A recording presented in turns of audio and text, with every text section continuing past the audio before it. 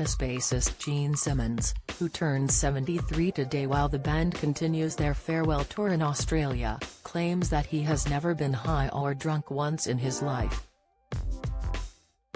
The rock star has avoided addictions out of respect and love for his mother and the horrors she experienced in Nazi concentration camps. Kiss has been a staple in the music scene since the 70s, with few other bands rivaling their runtime. With 49 years as a rock star, Simmons has had plenty of time, money and opportunity to embrace the vices so many others in the industry have succumbed to. However, Simmons, who is a founding member of the band, has never had more than a sip of alcohol in his life and avoids drugs entirely.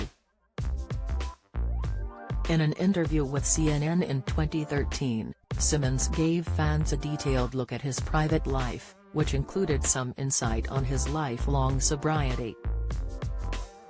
When questioned about how he had avoided the indulgence whilst living the rock legend lifestyle, Simmons stated, "For the record, I have never been high or drunk in my life."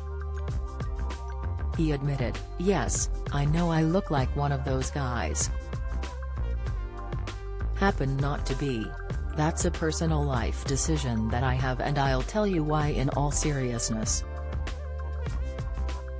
The musician went on, "There is nothing that I would do, ever, to break my mother's heart.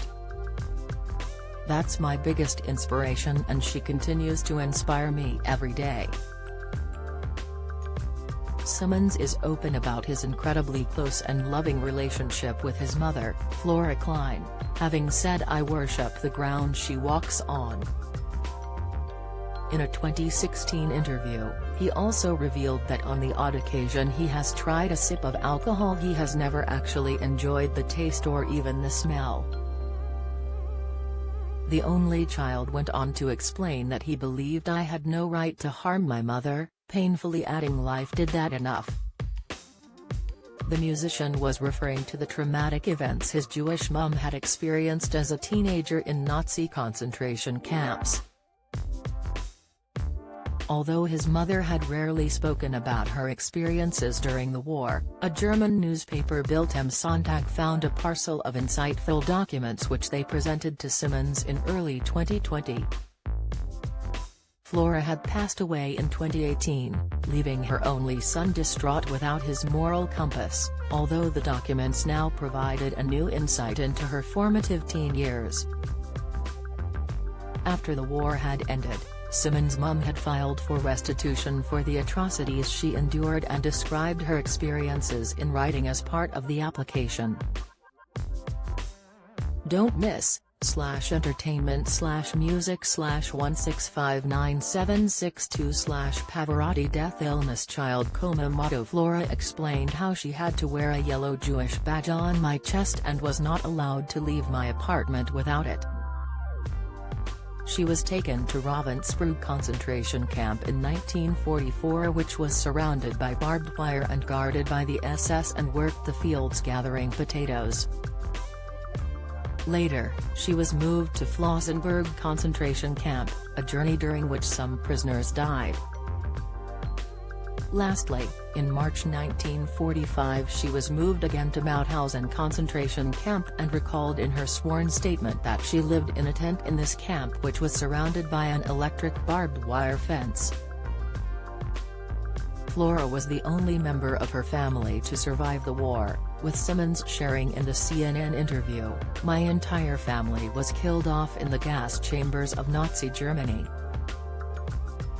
Simmons said his mother had told him the reason she survived was because she had learned how to cut hair as a 12-year-old and the SS commander's wife needed someone to do her hair.